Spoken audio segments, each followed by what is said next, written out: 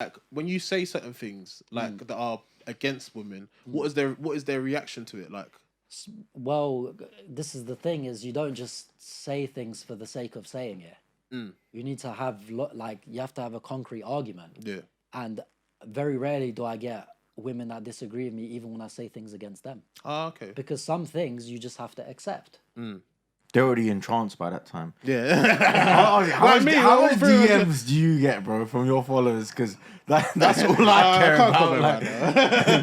Like, you can keep it on a humble tip. Bro, if I was you, Do you know what? I'd milk it. No, do you know what? I'll be honest with you, yeah.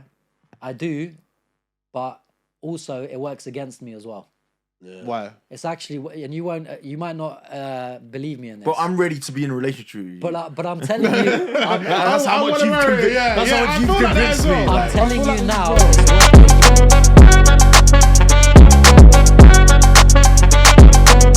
Yo, it's your boy Mr. B, aka Mr. B Spoke. We're Tracksuits and Ties, and we're joined by Easy /M Easy, and we're also joined by MEP. And today we've got a very special guest in the house. And thank you for coming on. Do you want to introduce yourself? No, I'm happy to be here. My name's Grams. Like you said, I do podcasts. Upload a lot of content on TikTok. I do a lot of Instagram lives and stuff like that. Yeah. But yeah, no, I appreciate you guys calling me on the show. Yes, hopefully it's gonna be a good one. Yeah. He's like, yo, I got a guy, Albanian guy called Grams to come on. I was like, okay, Albanian Grams. He's a drug dealer. That's what I thought. That's what I always get. I always get that. It fits it. Yeah. No, it fits the bill. Yeah, no. I was like, yes, we're gonna get a real Albanian. Because I don't think he's he doesn't fit the part. Are you the haircut? I saw your shape up now. Yeah, like, no, I don't fit the part either. Man. No, but you've got a proper your thing is tight. Okay, like, and I've been crying for him to get a fucking like a little shape up yeah, thing. Yeah. Just look a little bit intimidating. He wants me to get a neck tattoo. I have no idea why. Yeah. It'd just suit him. Like, if you could dress me, how would it be? Oh, yeah. You look straight from Bromley, bro. You look like him. Do you wanna tell the audience how you're sitting in this chair? Basically, what happened is I was on the For You page. Yeah. And I was just scrolling, as you do. And it came up with your video with that question about Albanian guys and being overprotective and all of this. Yeah.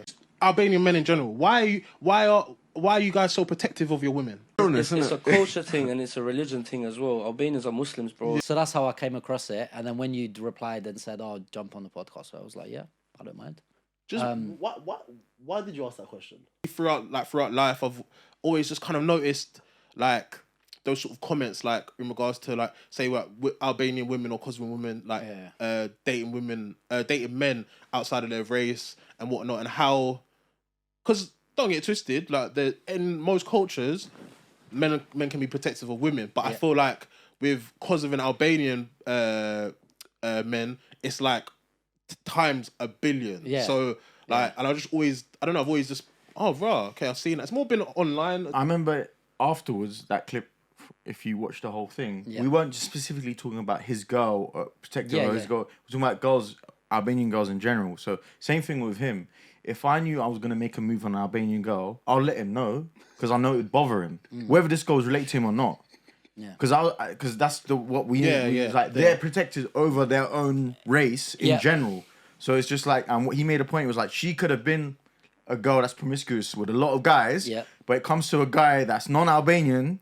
To mess around with her, suddenly it's a problem now. But you're right. Yeah. Now the issue that I have with this concept is you're overprotective. Okay, cool. But then why do we come from a culture that doesn't generally treat them in a way how you would protect them? Yeah. And this is my issue now. And it's not just us. Yeah. It's not just us. Like I have this theory where there's a specific culture that we come from. Yeah. So our culture is mainly Turk. Yeah. So Ottoman Empire influence, etc. Some of the language we use, especially in Kosovo, traditionally some of the foods we eat, even some of the language that the Kosovans speak, a lot of it's a bit of Turkish and things like that. So it's a certain cultural influence, right? And that's what kind of gets in our head. But it's not just us. You can look into North Africa, you can look into the Middle East. You can even go non-Abrahamic, because a lot of people come. That's why I was attached to that comment, because he said it's a religion thing, and I was thinking, I don't think I agree with that. For one, because only 60% of Albania is Muslim. The rest is Christian, Catholic, atheism. Right? You go Kosovo, it's 98% Muslim. Yeah. So the comment about Albania as a Muslim is not entirely true, because you've got Albania, which is more population than Kosovo, and only just about half of the country is even Muslim.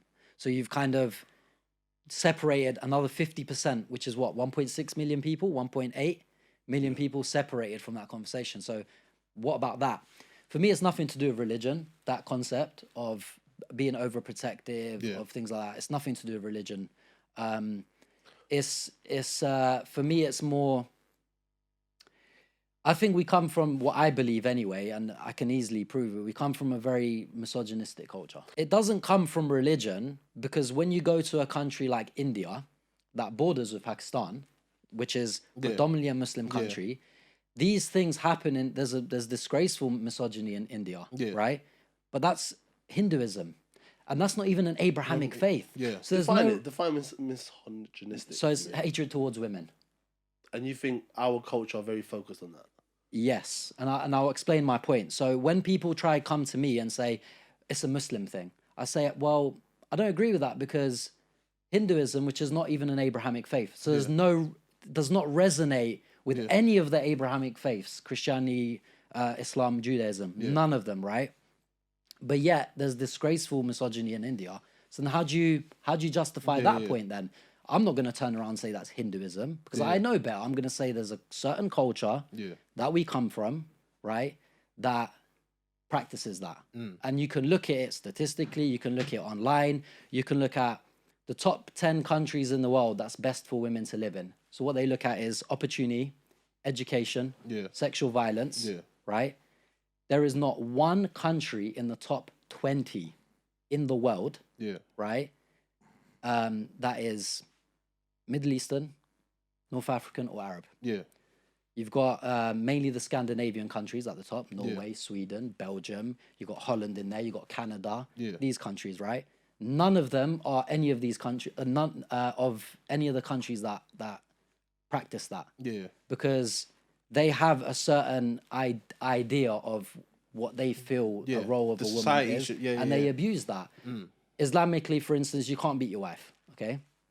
In our culture, we do it. Not all of us, of course not, I'm not saying, but it is a common thing back home. That's not an Islamic thing, so it can't be an Islamic practice. It's a cultural practice. Does that make sense? Is it a cultural practice or is it a human practice? Because a lot of Scandinavian countries, a lot of the Western countries, the UK, the Americans, you hear it all the time, the Jeremy Carls and whatnot. Definitely, but you have to look at the disparity between the two. So I'm not saying it is non-existent in Scandinavia. That's just not correct. The disparity, though, between what it would be in a country like Albania or a country like Pakistan or Afghanistan versus a country like Norway would be ridiculous. Like, it wouldn't even, no one would even do that experiment, because it's not even close. Just per person. The like one's WWE and one's just like some touch rugby. Right. Like, I'll give you another example of why I think misogyny is practiced in that culture. You go to a country, and I'm not taking shots at countries here. I'm talking about my own. Actually, it's mad that you say we practice. Oh, bro, I can see his veins like pulsating, bro. Say what you want to say. His veins are pulsating. But here's the point. Go to a country like Afghanistan, right?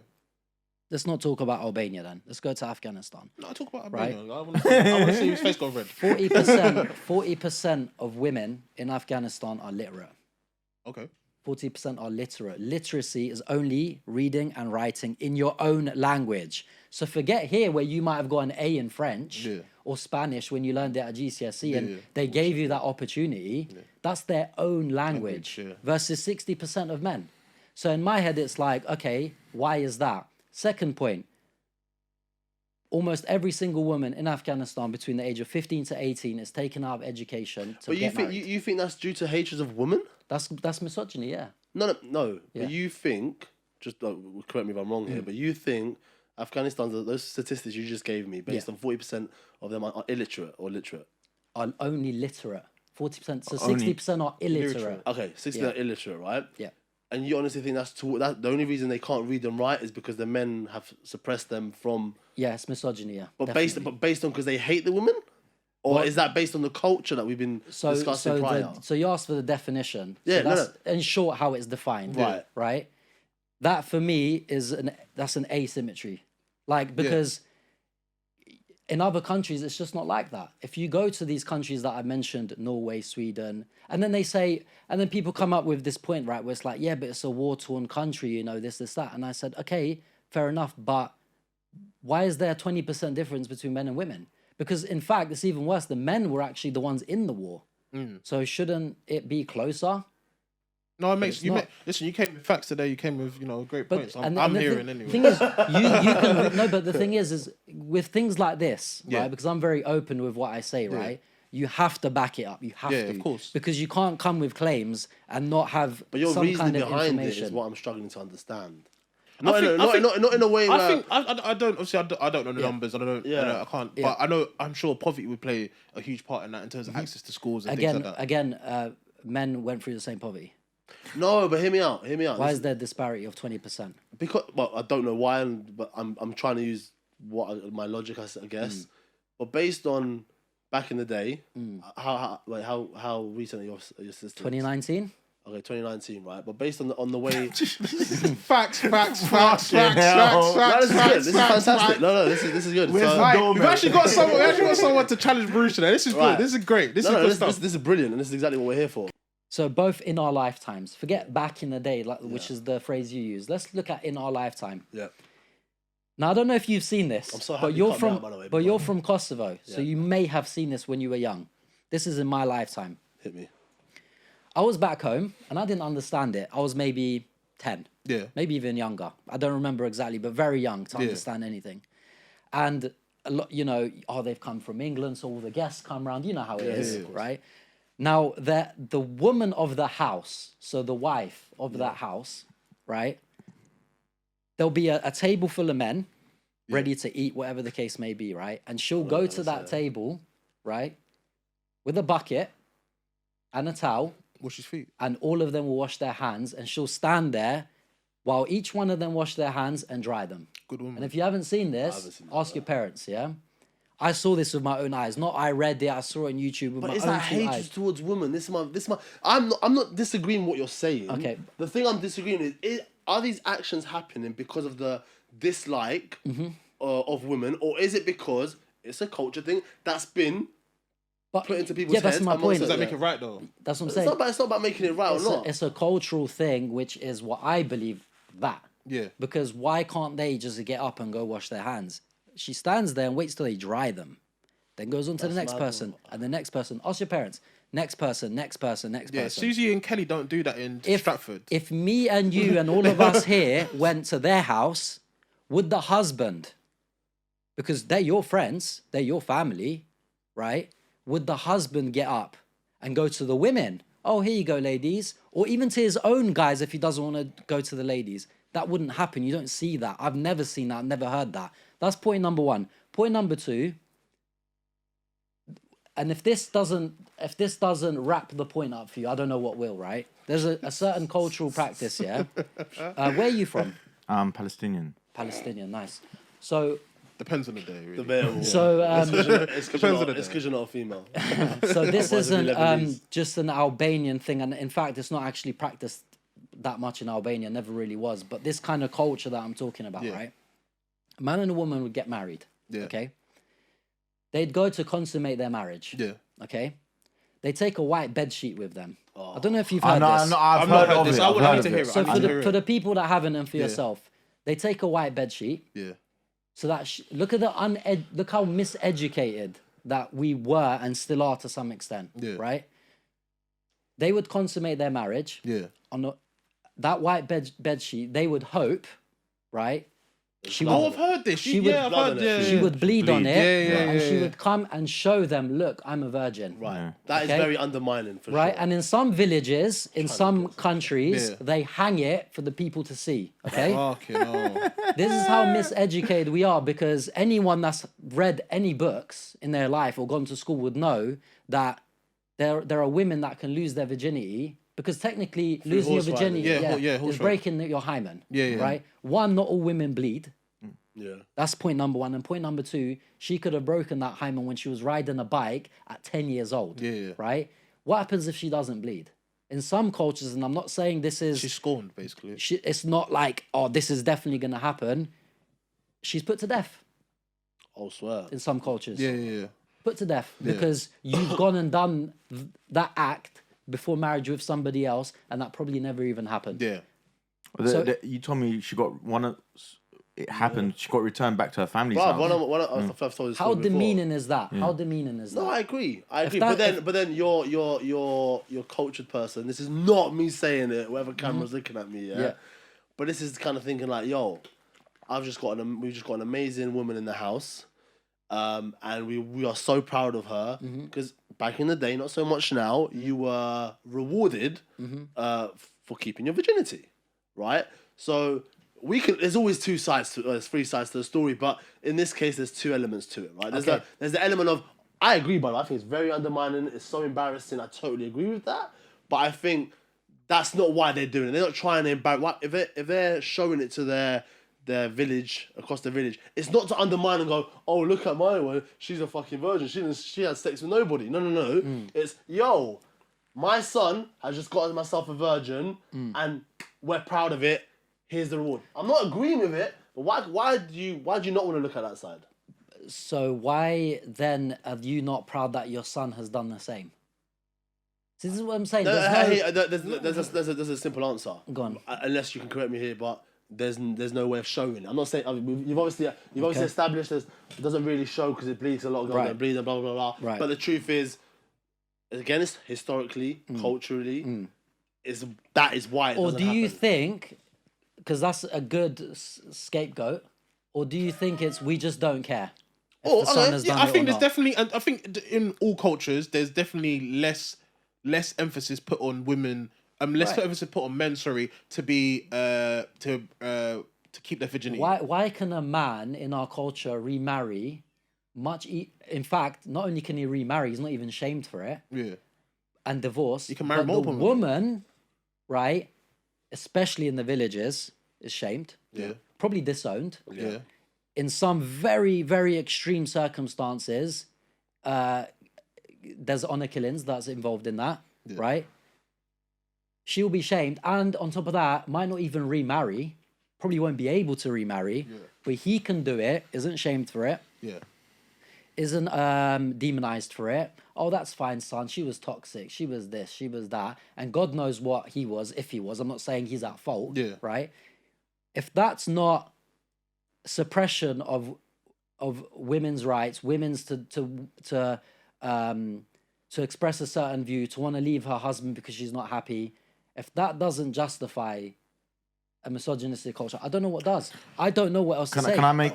Listen, all I know for a fact is Instagram is gonna be popping. DM's gonna be full up. Look, can I make some points to what you said? Yeah, I hate everything you've said. Yeah. One point I was gonna say with the culture thing, we have to kind of be careful in terms of you're talking about, let's say, Albania or Kosovo, for instance, as a whole. Yeah, culture. You might just be talking about the hillbillies of Kosovo, the hillbillies of Albania, the rednecks, who come, let's say, from a village, as opposed to someone that comes from a city who are educated and they do things differently to an Albanian that lives, it happens in our culture as well. My dad comes from a village mentality, whereas my mum came, same country, but came from like the city. And their way of thinking is completely different. And her brothers think differently to the way my dad thinks and his brother. So I think it's unfair to say this is our culture, where in reality, you get it here in England as well. Someone comes from London is not going to think someone that comes from, like, I don't know, Derby or Leicester or... Do you know what I'm saying? Like a generalization. Yeah. Okay? I speak very, very generally. So when I say... Because I get sometimes accused of this online as well. When I say women, I'm not referring to all women. Yeah. That's just, I don't have to say some. Now I feel like I have to say some or the majority. No, you don't. You have to be politically correct with us. It's a very general thing. But I'm just trying to find defense for this. Right. But generally, we want to generalize, there's definitely a lot of people like, in our culture, your culture, being divorced is literally like ticking a box these days. It's become nowadays, so easy. but- It's not frowned upon anymore. I think that's a bad thing personally. Divorce should be frowned upon within reason, obviously. 50% of marriages end up in divorce. Yeah. Especially nowadays, yeah. So it's a gamble either way. Of course. In America, slightly more, but You were making other points about, let's say, Scandinavian countries, and you're talking about, look at Pakistan and all this stuff. But my thing is, okay, that's there. Does that mean that they're right and we're wrong? Like, in terms of, I do generally think why there is now, let's say, divorce where we're from and stuff, is because we've taken this Western ideology, that's what I believe, that doesn't really fit our narrative, it doesn't fit our way of life, kind of forced it onto us where women now think, oh, my mum was oppressed, my mum or my grandmom was oppressed, I got to be different to them, and I'm seeing in our community where these girls are getting married, divorced like it's nothing, and they think it's there's no shame. It's not there's no shame in it, but you're living worse than how What's that thing they do again now? You told me recently. Bro, this is my mum mad. said a thing now where she's seen so many of my generation getting married and divorced. She's like, girls are literally getting married, and guys, just for having the baby shower video and photo shoot, and then they're getting divorced afterwards. And they're having divorce parties, bro. But it's a thing where I do believe, just because where we're from, I'm talking about Western culture, we see how something's wrong with it. Doesn't mean it's wrong. It just means that's their culture, and it was worked for them, and it's made women like be responsible and be know how to take care of a family, and as opposed to like where just because someone else's way of life say this is oppression doesn't mean it's right. I don't think that's a fair way to say it. So I get it. I get what you're saying. When you said it's worked for them, right? This is just an opinion. I don't actually have any. Actually, I've got a statistic to back something up, which I can kind of tie into the point. But so you can look at it online. Arranged marriages is less likely for divorce than love marriages per se, right? And I have a theory, because they didn't actually, and this is what I don't like, right? It's like, you've done this experiment, but you haven't checked the justification as to why. I got a massive problem with that. Because I want to know why that is like that. So I've kind of thought about it, and I've said to myself, do you know what? Arranged marriages and I don't argue the point, well, of course, 100% less likely lead to divorce than love marriages per se. And the reason for that is because arranged marriages is exactly that, arranged, which means a lot of people are involved to make that happen. Yeah. So a lot of people now feel pressured to stay in that marriage because of the expectation of everyone. The expectation of everybody else. So has it really worked for them? And how much of these people are really happy in these marriages, but can't do anything about it because where am I gonna go? Who am I gonna run to? How am I even gonna get a divorce? Look where I live. Yeah, you know, also a lot of so they feel pressured to stay in the marriages because it's like, I've got nowhere else to go. I've got to. Why has that conversation become the thing now? Why is the conversation now, instead of talking about how can make this work, there's such an easy scapegoat now. Why are we never talking about that? Why are we like, let's say you're a woman, I'm a girl, we got married, right? Right. Arranged marriage for argument's sake. I'm arranged marriage. I've done what I want. Who's big spoon? Who's little spoon? I'm the big spoon. And I'm going, first thing is, your arranged marriage, your way you're coming across, correct me if I'm wrong again, is you've got a negative impact, a thought, without even trying it out, for argument's sake. So why is it a thing where, like, actually, I'm in this situation now. I think about it's in life in general. Whatever situation you're in, your cards you're played with, you can go the easy way out and step away from it. Or what you could do is, okay, how are me and you going to work out? How can we... Because let's be honest, would you think your parents would ever advise you about badly? Ever? Intentionally? Not intentionally, no. They'd advise me based on their upbringing, how they were taught. That doesn't necessarily mean that's the correct way. It's not. They just haven't branched out to learn other perspectives, which you see a lot from our old school parents. Yeah. It's slowly fading. So can you blame them for that? No, it's a yes and a no. Because how are you advising us based on what your experiences have been? That doesn't mean you're right or wrong. No, of course not. But everything I've said is either stuff I've researched, experienced, or testimony. Yeah. Anything I say in any podcast is either what people have told me that they've now whether they're lying or not. I'm not gonna sit there and listen to someone be like, you're lying. Yeah. I'm gonna take what they say because they're and assume it's the truth. I'm not going to say them like, oh, you're lying about what you've just told me. Yeah. So it's going to be any of those three. Now, with the parent thing, it's not necessarily, they're not intentionally, like, it's not their fault per se, but then you could argue it is because you've not allowed yourself to understand other perspectives. Does that make sense? No, that's definitely true. I agree with that. I actually agree Where with are that. you from? Nigeria. Okay, Nigeria. So culturally, especially, let's talk about my country. There's a massive stigma around marrying specifically your race. Yeah. Okay, you probably understand that. Yeah. Okay, now my whole thing with it is, before I came to this country, which was in '93. Yeah. My parents probably never even saw a black guy in their life. Would you agree with that? 100%. Yeah, no TV really, definitely no internet. There were no black people in Kosovo back then. Now you've got some that work there. Yeah. Now you go on YouTube and you can watch Chris Brown and all these Tiger and all these guys. Back then you didn't have that.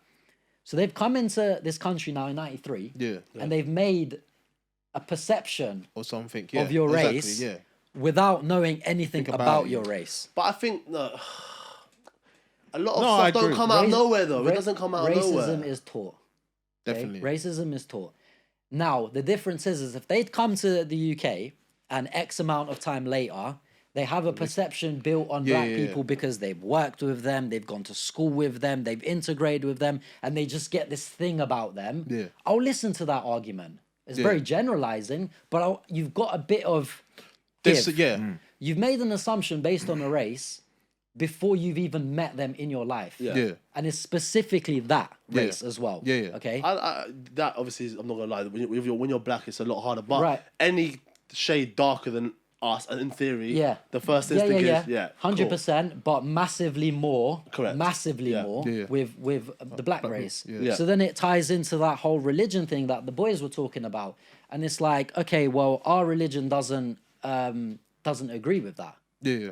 Like the Islamic religion is very specific. Yeah. That there is no you go to Mecca, for instance, you'll have a janitor who makes no money leading a prayer, and the billionaire is praying behind him.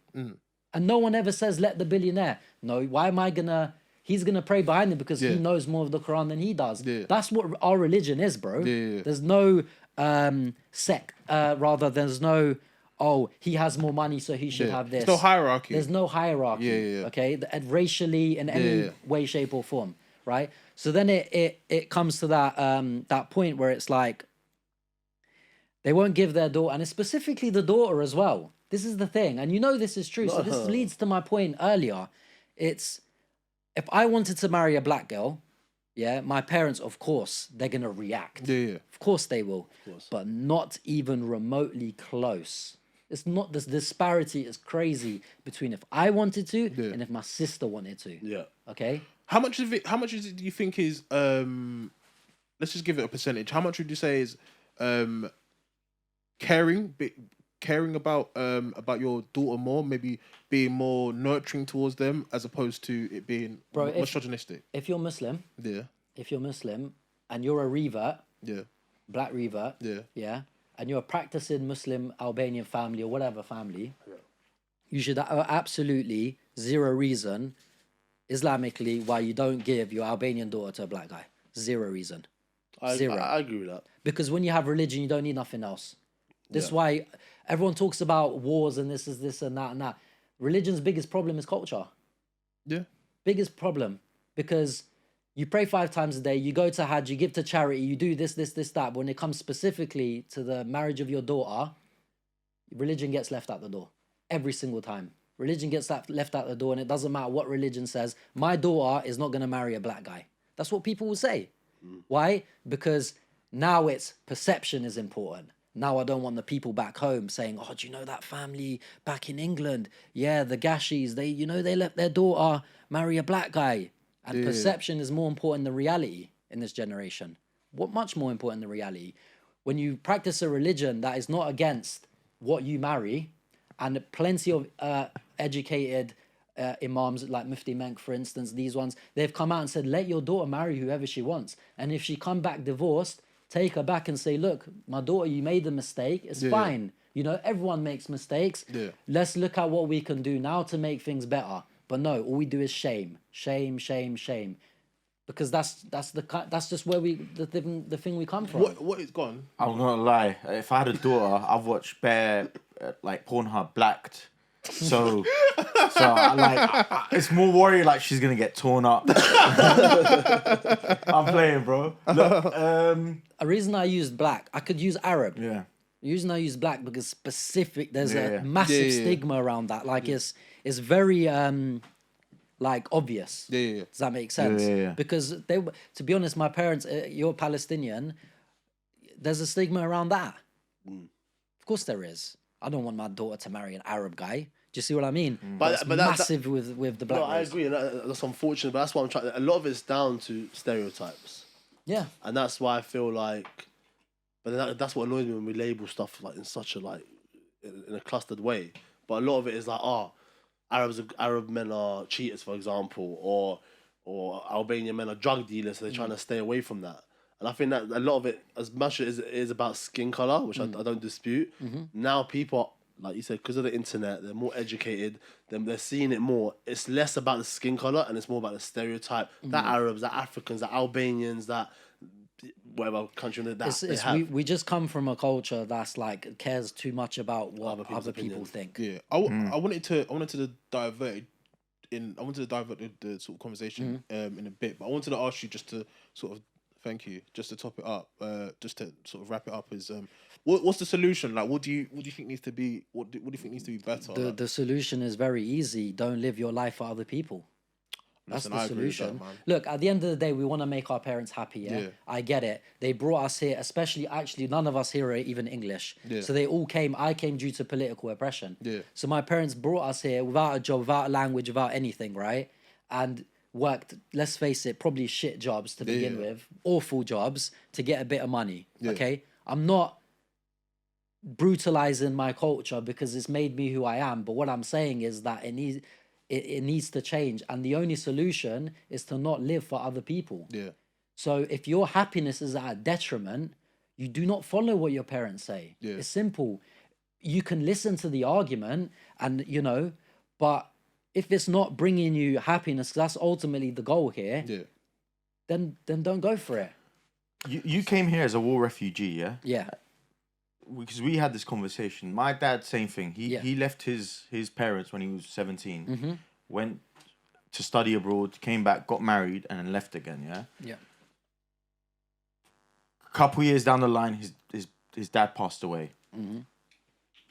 I was speaking to my dad. I'm like, out of time in your life, how much do you think you've spent with your dad? He's like, obviously up to when I was 17, and then after that, maybe like I would say a solid 3 months. I've lived with my dad. Then I started deep in it, yeah. Because you say you can't do everything like that you live for other people, but your parents sacrificed so much for you. Yep. He didn't come over England because it was like, I'm gonna come here because he came because he had a child, and he's like, I can't make ends meet where I'm living. Yep. I need the opportunity to give my children and my family a better life. So hence I have to sacrifice potentially my friends, family, whatever, to come here. Comfortability, new world, new language, whatever, for the sake of my kids. So then, as I grow up, it's like if my dad wants me to marry a certain woman or what, because it'll make him more happier in front of his friends or family. I think you owe them at least that much in terms of. I don't think it's. It's not about. The thing that really annoys me is it's not about making them happy. They genuinely believe it. Like I genuinely, honestly see it in my parents, and honestly, I owe my parents. I've done nowhere near enough to kind of repay that, but. Their intentions, I genuinely believe, are pure. There's parents out there, by the way, that are fucking so ill-advised that I don't support in any way, shape, or form. But the facts are here. I can only talk for my parents. I can't talk for any of you. My parents, any advice they've given me till this day, hand on heart, has never ever backfired on me. And that's great. Yeah, but you've definitely formed your own opinions, though, haven't you? Oh, 100%. Look, if I meet a girl, bro, and I say to my mum, look, I've met this Palestinian girl. Right, and my mum just says no. What are your parents like, by the way? My dad's basically nationalist. Okay, cool. But and she turns around and kicks off about it. Now she's made an assumption based on a woman that she's never met in her life and doesn't even know what she looks at, and only looked at the title of where she's from. That I don't agree with. Yeah. Right, but if my mum turns around and's like, you know what, I preferred she was Albanian, but bring her over. Let me spend some time with her. Let me spend a couple of weeks with her. And then, because remember, women see stuff in women men can never see. Yeah. Okay? Aye. I could be with a girl for years and my mum within a week will see stuff in her that I have never seen in my life. 100%. That I will entertain. If my mum comes back a couple of weeks later and sits with me and says, Grams, you know what? That I will listen to. You gave it the opportunity. But the problem here is, what if, are you not going to automatically think, hold on, my mum don't actually want me to be a Palestinian girl. Is she saying for the sake of you being put off by her? Would that not play on your mind? It could be, but it's like she's giving it the chance though. And maybe she's not giving you a true like characterization, but it's like she's tried. Yeah. And she's breaking it down. You can actually see the actual effort. You can actually see that because you actually spent time to. I get that. I've tried. I've spent a couple of weeks with her. I've noticed certain things that I just don't see. I don't think that's gonna, etc. X, Y, Z. That I'll listen to, but you can't make an assumption on someone without even meeting them. That's 100% fact. No. Look, bro, before you come on here, I watched a couple of your clips. Yeah. And obviously we spoke about this off camera that I wanted to speak to you about here. Yeah. You do give off to me a lot of like pro woman, like empowerment, feminist kind of vibe in terms of woman is oppressed, a woman is this, she needs to do this, empowering, all that stuff. Yeah. I get it from in terms of why a lot of girls would tune in to see what you have to say. I'm not saying, you're a double agent or anything like that, but it's just like, definitely not. But it's like, where does that come from? Or like, is there I'm not saying there's an evil intention behind it, but do you know what you're doing when you're saying these stuff? Or like, where's this come from? That's my question in terms. So in terms of the feminist thing, now we're talking first wave feminism. Okay, don't look at third wave feminism. What's first? What's the difference? So first wave feminism is equal opportunity. Okay. I don't think anyone in their right mind would argue with that. Would you want women to have an equal opportunity? So you both get a job interview, but you're not both guaranteed the job. So not equal outcome, equal opportunity. Yeah. She gets the interview just like you do, but you still might get it because you were better on the day. Yeah. Would you agree with that? Yeah. Fair? Yeah, I think it's so. That's what first wave feminism is. That's first wave. That's feminism in its truest, purest form. Yeah. Equal opportunity. Yeah. What third wave feminism has become is going out on the street with your nipples out, holding placards, and chanting hatred towards men. Oh, okay. That's third wave feminism. That I don't agree with. First wave feminism, everyone should be that. Because no one in their right mind wouldn't want equal opportunity for women. You're going to have daughters. Yeah. You don't want your daughter to have an equal opportunity? What world do you live in? You want your daughter to be berated because she's a specific gender that she didn't choose, but she has the qualifications, she has the intelligence, she has the motivation, the determination to become, but you don't agree with first wave feminism. So what's she gonna do then? Become a housewife and do nothing when she has the capability to do everything? And it's like, of course you should be that. Third wave feminism is different kettle of fish completely. But to go to your point, it's not about being pro woman, it's about being pro right. So then what I mean by that is, if I believe that we are from a certain culture, as I said over and over again, well, we need to break certain stigmas to make things more, to make things better for as a gender. Because as I said, you're going to have daughters one day. And if you want to be a proponent of your dad or your mother's opinions on gender and roles and this, that, and what's going to happen is you're going to end up pushing that onto your daughter, and it's just going to be an ongoing cycle. Does that make sense? So you feel like it's maybe not enough for just women to keep talking about women's rights. A man has to also do it in order to help. It's your responsibility, because you're gonna have daughters. Who are you gonna marry? Yeah. Unless you're homosexual, right? You're gonna marry a woman, right? Yeah, I would hope so. You said a point where it's like she shouldn't be a housewife. Yeah. Yeah. What's I still Absolutely to this nothing. day I don't get what a lot of girls think that's belittling or like look down on. Absolutely nothing wrong with it. In fact, they say it's like having 3 jobs. Yeah, I agree. Nothing wrong with it. Nothing wrong with it. My mum was a housewife. Absolutely nothing wrong with it. But it's a catch-22 for me. So I'm of the opinion that I won't choose, or I won't have a say in that. Yeah. If my wife wants to be a housewife, perfect. If you want to go out and work, absolutely your choice. What would you prefer? I would prefer her to work, and I'll tell you why. Because one day I will have daughters. God willing. Yeah. And my daughters, I want my daughter, and this is just my opinion, I'm not saying this to have people think the same way. It's like, you want what you want, right? One day I'm going to have daughters, and I want my daughters to look at their mum and be like, look what my mum has achieved. Yeah. Okay? That's just my personal opinion. I Because agree, a woman will look up to her father becoming a CEO, but will look at it much, much more differently than when their mothers become a CEO. I'm a lot more relatable. Right. Yeah. Or a sportswoman, or a successful singer like an Adele or something. And you know, and promotes herself in a good way publicly, like she does, right? That's why. Yeah. So it's not, and I get your point, it comes across like that. And if you look at some of my earlier videos, it's a great point, and you're not the only one that's brought it up, but it's about us from the other side, i.e. male gender, turning around and saying, okay, let's find a way where I can release content, and obviously a true representation of how you feel, because that's what's important. Yeah. With the double agent thing, true representation of what I think and feel. Yeah, even off camera, you turn off these cameras right now, and we can sit here for 5 hours, and I'll say the exact same things, and no one else will ever hear it or see it apart from the people sitting in this room. Yeah, because I genuinely believe it and want that. So, do you feel the UK have got equal opportunities? The UK, step away from culture. The UK as a whole, would you say we've got it? Let's not even the UK. Let's say England. How about I do you one better? Hit me. We live in a society today where it is the freest society and the best time for women to live in history. Ever. Ever, ever, ever. You can become a CEO as a woman. Yep. You can have your own business. You can own your own house. You can vote. You can even vote in England as a woman up until maybe 60 years ago, even in our parents' lifetime. You can become all these things now as a woman. Is it quite where it should be? That's debatable, but it's the best society for women to live in ever in history. I agree.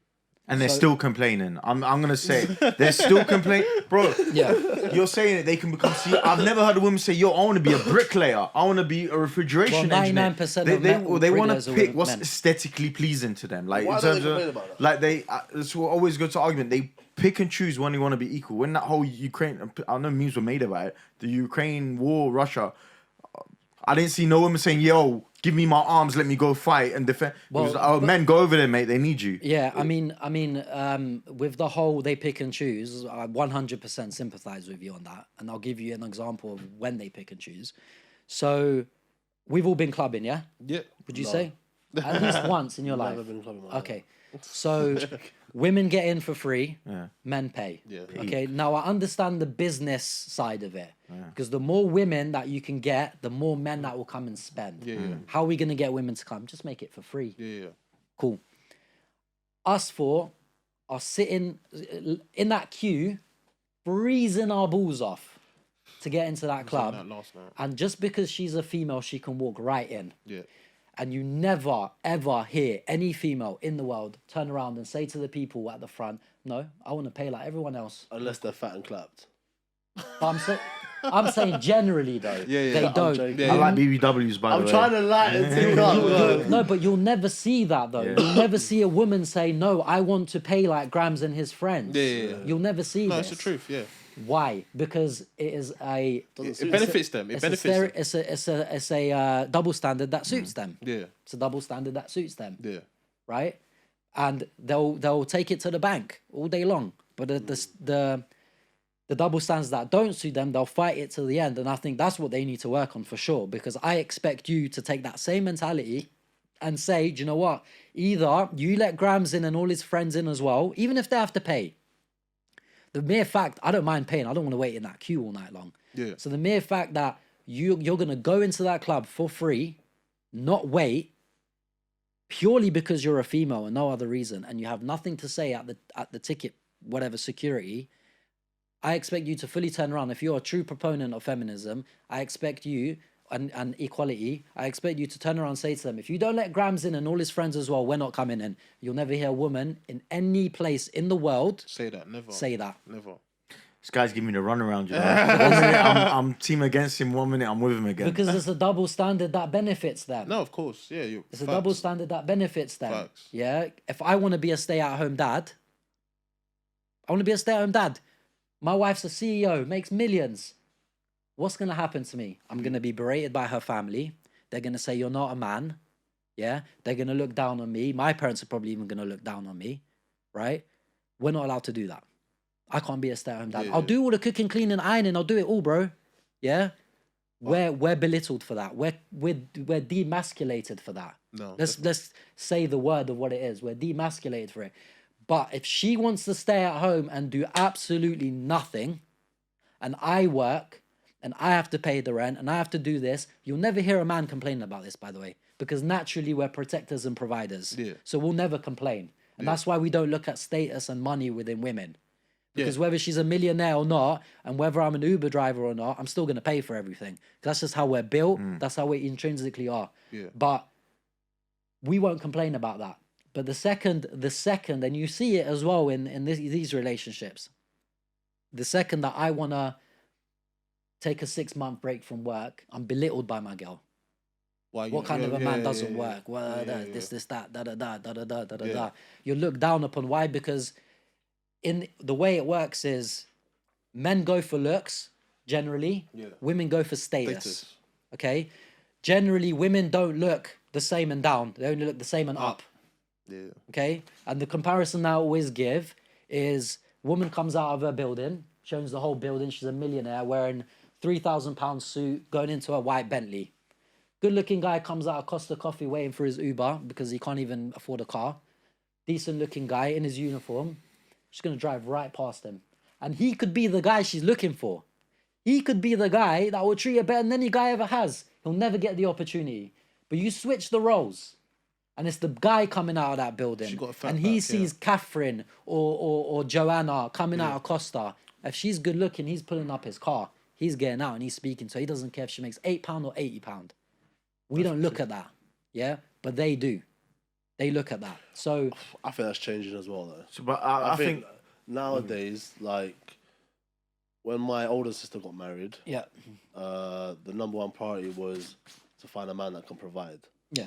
Right? Now, as time goes on, my mum, my younger sister, prepared her, make sure you got your license. Yeah. Make sure you're driving. Make sure you got a degree. Make sure you got a nice car. Tick, tick, tick. And then you're ready to marry because. But do you know why she said that? I have a theory of why she would have said that. Well, because she doesn't want the man to be able to undermine her. Exactly. Which is not bad, but that's what I'm trying. There's so much positive change that we don't focus on, which really frustrates me. That's a great thing, though. Yeah. It's not even that it's positive. That's a great thing to tell your daughter, and not just give your daughter away to some guy and be like, "Yeah, done. He'll provide everything." There's a backup plan. There's an alternative. Yeah. So your mum's gone and said to her, have your basics, have your fundamentals, because you don't know what's going to happen. Yeah. What if he runs off with another woman? What if you're unhappy? What if you want a divorce because of X, Y, Z? Yeah. When you divorce, you've got something. You've got your license, you've got your car, you've got your degree. Okay, you're going to heal internally because you divorce. It's not easy. You're going to need the necessary healing and the steps that you need to take and the time. But the point is you got something to fall back on. Yeah. And that's what women should be telling women to do. So that's great, that's amazing advice. I disagree with that. Do you know why I disagree with it? I'm out this game. I'm trying to be as honest as I can with you, bro, yeah? Do you know with them kind of girls, especially, I'll tell you from, like, experience, women that I've, like, messed with or messed around with that have come from divorces or broken relationships, and I got this sense of feeling that I'm independent. I've got a child and I can look after myself and hold my own and that. Believe me, I'm talking about myself. They're the easiest women for me to like mess around with, because I know exactly what she wants to hear and what I need to do to kind of, because I do feel they're the most naive in terms of, oh, you're a single parent. Oh, my mum was a single parent. No, I know how powerful you are. I know how strong you are. I'm not proud of it. I knew what I wanted, and I used it I used what she wanted in a negative way because I wanted to get. I don't want to say negative. I knew what I wanted. I knew what I was going to get from it. I told her everything to seduce her, just to get with her, just to fuck off later. Yeah. And she took all of it. Yeah. Because it was just like it's that narrative that like, yo, you're the best woman, and these girls that are like dependent on man and that, they're nothing, but you're the one. Do you know why that worked? So that worked because she's obviously damaged. Okay. Yeah. She's damaged, right? And it's not that you fully heal, it's that you accept what's happened. No one fully heals. Yeah. You've learned to, because that's the first hurdle. Learn to live with it. You've learned how to cope with it. So you don't heal per se fully. You learn how to cope with it, and it's no longer so much of a detriment, right, as it used to be. Now, the reason that worked is because she can sit there and say all day long, I don't need a man, I'm independent, I look after my daughter. But in her heart, that's not what it really is. Because she fell for that so easily. If she's so independent and she can do it and she has her own money, why was she so easy to fall for words? But hold on, let's Because it's more right now. Hold That's on. why I look at it, bro. I'm not undermining you. Let's keep it a buck. How do you know that she doesn't feel like she fucked you over? But why? How? He How? got what he How? wanted, and Well, he left. how do you know she didn't get what he wanted? Did you give her anything other than your wood? Nah, because then But look, this is the fucked up society we're in. Did you give her money? no. No, but nowadays, the girls are happy to just be like, I want the wood. I got the wood. I'm gonna keep it steady. I agree with that to an extent in terms of. So how do you know he's the winner in this? And that's We think as men. well. This is gonna ruin your brand. Okay. We as men. Say what you like. Say what you like. Look, we as men Yeah. have gone. You've given it the wood. You've won. But realistically, kind of what you kind of live by is hold on. She was saying, "Well, how do you know she didn't use you?" now I'm not saying that can never happen, but that's so much of a rarity. Yeah. Like It's not no more But though. so Because a it's lot- only fans Hey, girls. look, but a is. lot of them leave upset with it. They don't leave me nice messages after. They send exactly. me insults. So I it's hear that. just There's a lot of girls out there. The point is that why was it so? If she's so independent, doesn't need a man, why was it so easy to fall for that? Because it's not in them to, bro. Men need women and women need men. Yeah. I'm sick of it. Like turning around and women saying, "I don't need a man." It's just nonsense. Like we need each other. Yeah. This is what without Put an oath to procreation, we reproduce, wouldn't be where we yeah, are, yeah. and that's just what it is. But it's a thing now. I'm not saying you do it, but Yeah. when people do this woman empowerment, Yeah. they make them chase perfection. So it's like, he could do this, that. I hate this red flag thing. Or if he does this, red flag. Come on, man. He could have a temper. Yeah. But he provides with everything else. But because he's got a temper, or because he snores, or because he whatever, that's a red flag. Stay away from him. No one's perfect. There's gonna be a man that comes with flaws, and he's gonna have good things about him as well. And I see a lot where when you are I've seen it a lot too much where nice guys do finish last, and women, these same women that say men aren't good for it, because they chase these bad boys and this whatever. And they bypass the guys with the whole height thing. Oh, he needs to be 6'5". Cool. What if he's abusive? But he needs to be 6'5". He needs to make this money. Cool. You could have met your soulmate who was 5'8", 5'9", whatever. Yeah. But you're fixated on these minute things. So I got the points. I got good points for both of those because I've covered it 100 times. So the first point was about what was it? Red flags. Red flags. Yeah. So, and this is something everyone should take, by the way, whether you're a guy or girl. This is the problem as well in our generation right now. When you go out on a date with somebody, you've got a criteria. Everyone's got it. Yeah. You might have 10, I might have 5. Doesn't mean either of us are right or wrong. It's your own personal thing. When you go out on this date, now men generally we date for sex. Yeah, that's just we know that, right? But you have a criteria. When you're there on this date, you're trying to think, does this person fit this criteria that I have, whatever that might be, right? Now, as you said, no one's perfect. They're going to have flaws, yeah? And you're absolutely right. They might fit 3 out of the 5 of that criteria. So the 2 that they don't fit, and this is why relationship talking stages go to shit. If they don't fit those 2, you've got to ask yourself, instead of being submerged in the lust, her legs, her tits, her bum, or his watch, his car, his money, you got to ask yourself, those 2 things they don't fit. Are they going to be a problem later on or not? Yeah. If they are, am I willing to compromise them? Yeah. If I'm not willing to compromise them, and I know that they're going to bring detriment later on when we start catching feelings, I'm out of here. Yeah. Because what's going to happen is 6 months down the line, 9 months down the line, a year down the line, those 2 things are going to pop up. Yeah. Whatever it is, clubbing, drinking, smoking, whatever it is, right? Now you're attached. You're going to find it much harder to leave. And you're going to end up, in a lot of cases, staying in a relationship you're not happy with due to only attachment and nothing else.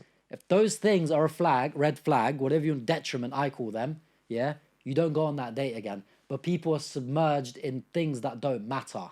His car, his watch, his what he does for a living, her tits, her this, her that, her that. They don't focus on the things that matter. That's point number one. Yeah.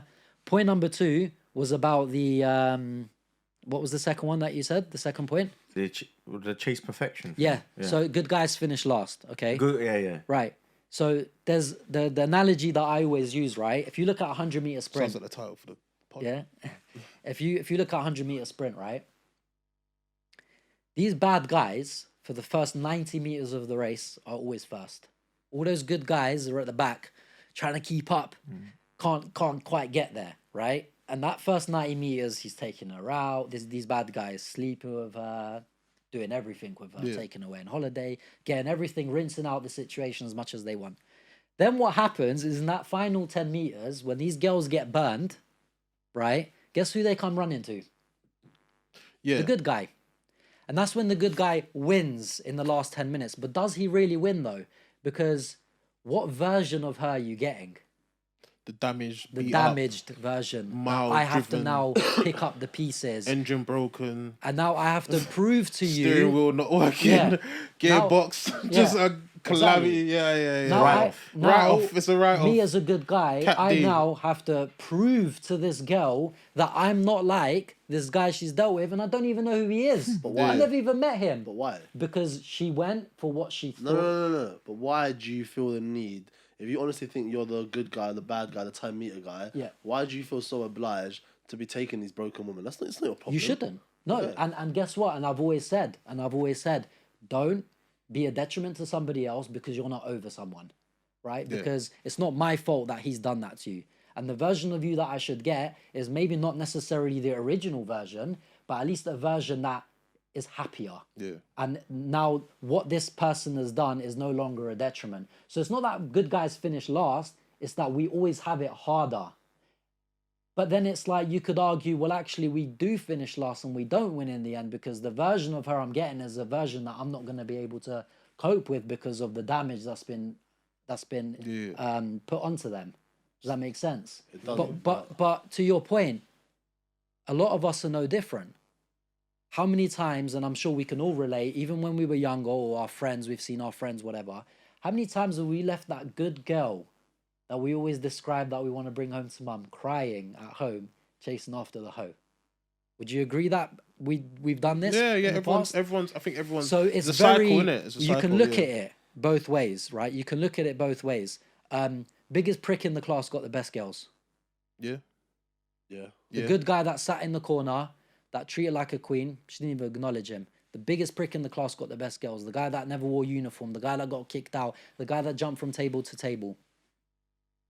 Because that's what women think is appealing, right? The first that 90 cheeky meters, guy and that, this is a bit mysterious and I want to see where this goes and this is a bit of a challenge. So you think women, so going back to your analogy about the 100 meters, you think women, when they get to a particular age or particular time in their life, particular experience, their last 10 meters are the security, marriage, and that's when they realize that's what they want.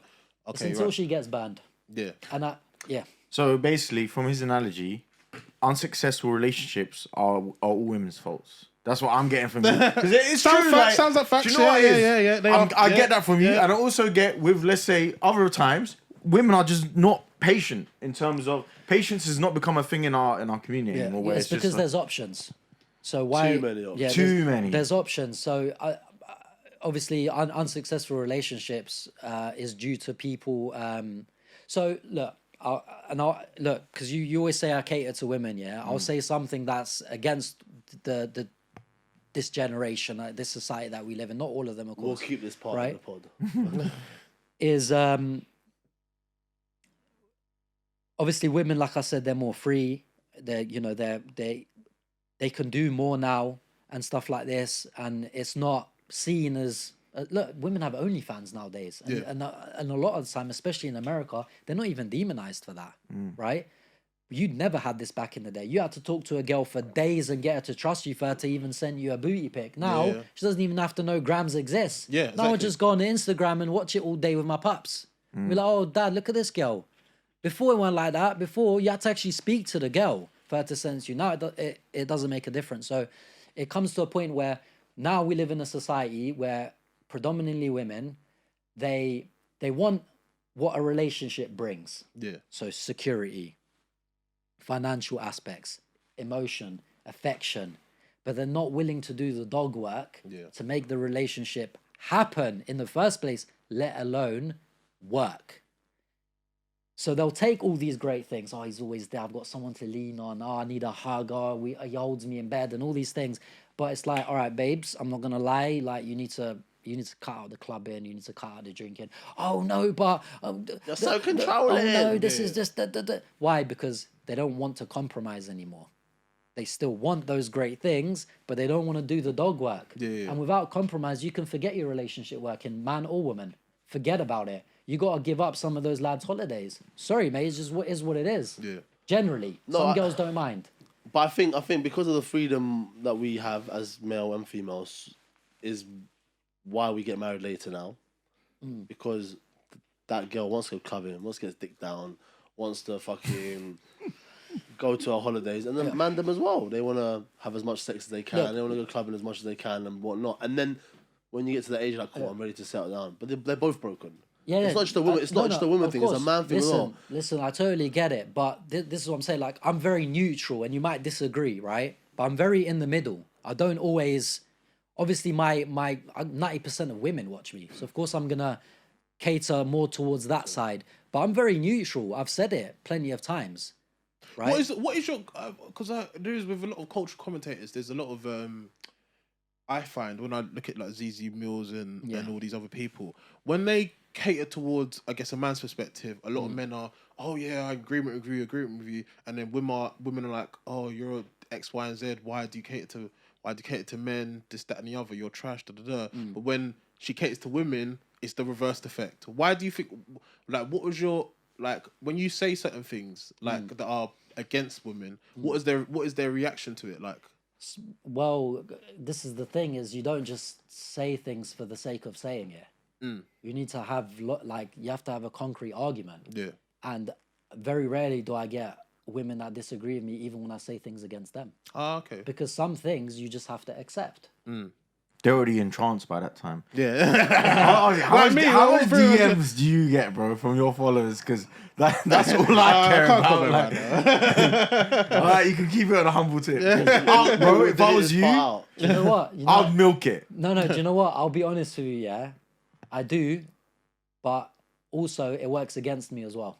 Yeah. Why? It's actually, and you might not believe me in this. But I'm ready to be in a relationship with you. But I'm telling you, that's how much you've convinced me. I'm telling you now, it's worked against me more than it has for me, because a lot of women feel intimidated. And on that note, we've been Tracksuits and Ties. I've been Mr. B, aka Mr. B Spoke. It's easy, MEP. And we've had a Jetty, the Kosovan version. No, I appreciate you guys calling me here, man. I had a lot of fun. Do you know what it was as well, actually? I'm happy that some people disagreed with me on some stuff and we went back and forth a little bit, because I don't get a lot of that.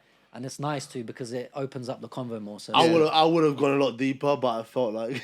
Oh no, bro! I'm a fan now. I'll be honest. Like, I appreciate you kind of won me over with some of the, because I did have a perception that. Yeah. I know why he's doing it. Like I told you, I sent some of your videos to basically female friends of mine or sisters. I knew they liked every single one. I was like, they like the shit that he talks about. It's I thought, but I can see you do it from true intentions. No, but I love what you do, but I do wish that you did maybe express the other side as well. Yeah, that's kind of, because honestly, a lot of stuff you're doing, I do agree with, by the way, and I'm all for a lot of stuff you're saying. It's just sometimes I hate when we're labeling people, when we're labeling things, and we're putting such a negative on our own culture and stigma. Why can't we try and get a positive out there and progress, as opposed to like, oh, we're this, we hate women. You got to address the issues in order to improve. I agree with that.